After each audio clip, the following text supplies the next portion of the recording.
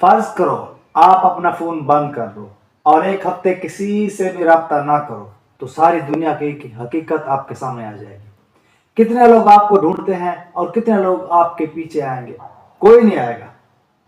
मेरी बात याद रखना, कोई नहीं आएगा। किसी को पता भी नहीं चलेगा कि आप मर गए हो या जिंदा हो।